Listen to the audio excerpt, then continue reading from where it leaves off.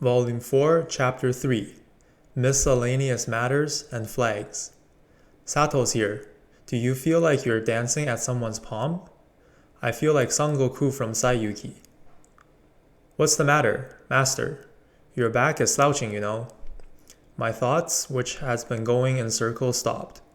Arisa is standing carrying large luggages. Your tummy hurt? Hurt no desu? I turn my line of sight to the direction where my robe is pulled.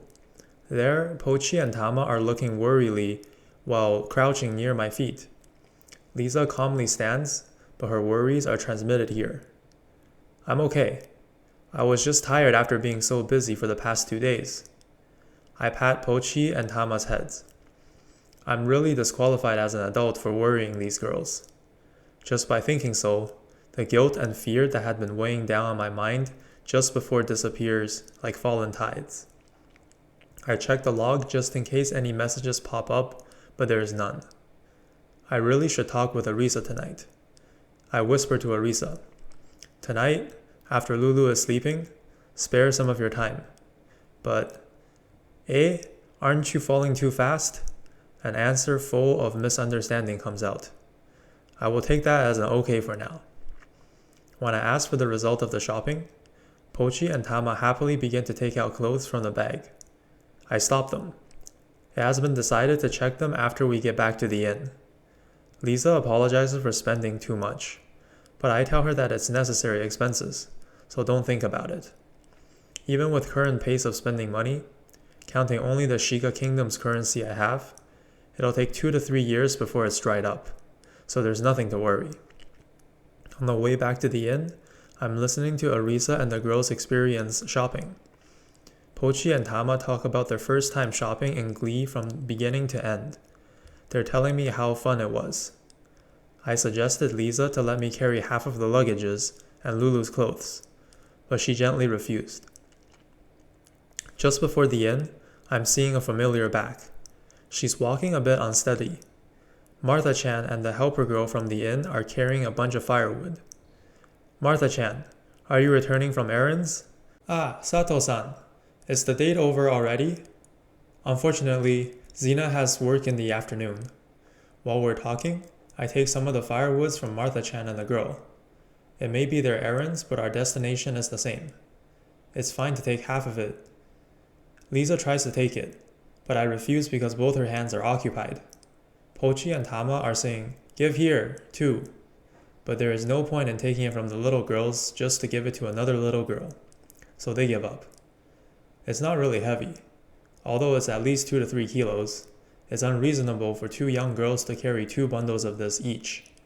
They usually have it delivered, but it seems that today the amount is not enough for training, so they went to purchase it. We enter the courtyard from the back door near the stable. I put the firewood bundles on its place. Carriage skill acquired. Thank you, Sato-san. Thanks to you, we're saved. Thank you very much, guest-san. Don't worry about it. Martha-chan goes to the kitchen with 1 bundle of firewood. The helper girl, her name is Yuni. I decide to observe Yuni, who's going to take care of the horses of the other guest. I know that there are horses from yesterday, but I've never seen how horses are taken care of, so I'm interested. This is not at all an escape. Yuni is standing on top of a stool, and is doing her best to make her small body reach the horses to brush them. I offered to help, but she said that she would get scolded by the inn lady if she lets a guest help her. After hiding their luggages on the space below the straws, Pochi and Tama come back. Pochi and Tama start helping Yuni. Lisa tells me that they've helped in the night and the morning too. Is it okay to get the help if it's Pochi and the girls? Seeing the 3 little girls do their best to take care of the horses, I feel like a parent who came to an athletic meet to cheer for his children. I'm healed. The little girls become 4 before I knew it, but Arisa doesn't look like she's motivated. Since the clothes which I've just brought will be dirty, so she says while showing town girl-like clothes under her mantle. Lisa, I'm going to the temporary military post to get the spear and the magic core money. Do you want to come along? Yes, I will accompany Master. Me too, I'm going too. Pochi and Tama stop helping and run here. You going somewhere? You go no desu? Saying as they're coming. But since we'll likely become an annoyance if we all go, I tell them to continue helping. Ai, nano desu. And so they go back to work while carrying the horse's fodder. I wonder why they look mysteriously happy. How is Lulu's condition? She seems to be alright. I've given her change of clothes and underwear, so if you go now, you could get to see lucky lewd scenes, you know. I knock on Arisa's head for saying stupid things. Are you really half-sister of that girl? Let's stop for a bit. I declare that and go to the Workers' Guild. Hello, Nari-san. Ara, welcome, Sato-san. You're together with a cute girl today. As we entered, Nari-san greets courteously from the other side of the counter. There is also an old man, which seems to be the shopkeeper, but he always sleeps whenever I come. Does he even work? I talk to Nari-san for a request to deliver mementos of the deceased. Rather than a suspicious guy like me, this townsperson like Nari-san would be better to deliver them. By the way, I tried to ask the officials at the temporary military post, but I was flat out rejected. Because I conveyed the deceased's name and rough figures, she should be able to contact the bereaved families. Do you also want me to collect the remuneration on your behalf? Come again? What remuneration? After conveying the information about the deceased to Nari-san, who willingly undertake the delivery, I hear some strange things. It seems that she wanted to know if she's also to act as an agent for receiving the rewards for delivering mementos. I'm just being a busybody, so I don't really need the rewards. Then how about only receive the rewards if the family is rich? People like those will get suspicious you're aiming for something if you deliver the mementos without asking for rewards. So it became like that. It was decided to give the Workers' Guild the maximum limit of the fee. Nari-san, I have another matter to ask. Since I intend to buy or rent a house, I asked for the market price. In the end, I didn't ask for the intermediation though, and it's not because I can't afford it. Nari-san says, there are a lot of people who dislike living in neighborhoods with demi-human. Of course, this applies in the inner wall, but even in the West District, I don't think anyone will sell you a house. You could find it in the East Street if you look for it, but since the public order is bad, if a prosperous person like Sato-san comes to live in, then thieves would attack you on the next date without a doubt. So I was informed. Please sign this transaction document.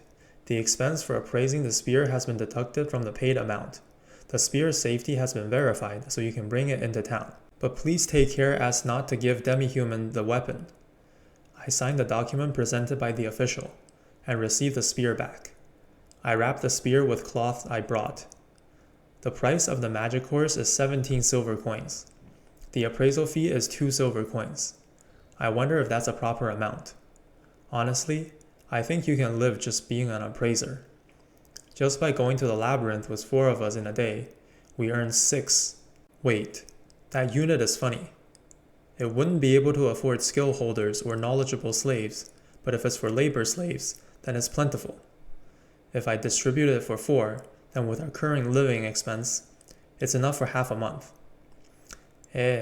Labyrinth is quite profitable. You're risking your life though. Arisa, who was quiet inside the temporary military post, began to cheerfully talk as soon as we got out. Her eyes is literally shining. Hey, master, can you listen to me? Do you want to settle down in this town? No, I don't have such intentions. Since we'll be obstructing people on the entrance, we're talking while continue walking. But, weren't you going to buy a house just a while ago? I don't want to keep Lisa and the girl staying in the barn, so I was thinking of buying one, but it seems to be impossible. Lisa was going to say something, but lost the moment to Arisa's vigor. The lover-san earlier is your local wife? Don't say those unpleasant words, though I do want to get closer. She's not my lover. We've only met 3 days ago, you know.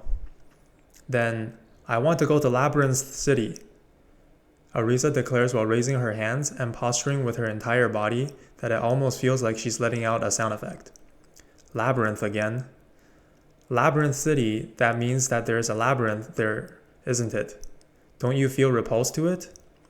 Certainly unpleasant memories feel like they're going to resurface, but more importantly, I want to raise my level. This isn't a game. No, precisely because this is not a game that she would want to level up. What do you want to do after you level up? It's going to be Demon Lord season soon. I want to level up in order to survive. While I'm at it, I want to raise magic skill that could be used to solve the Gias too. Demon Lord season. They're not cabbages and eggplants, you know.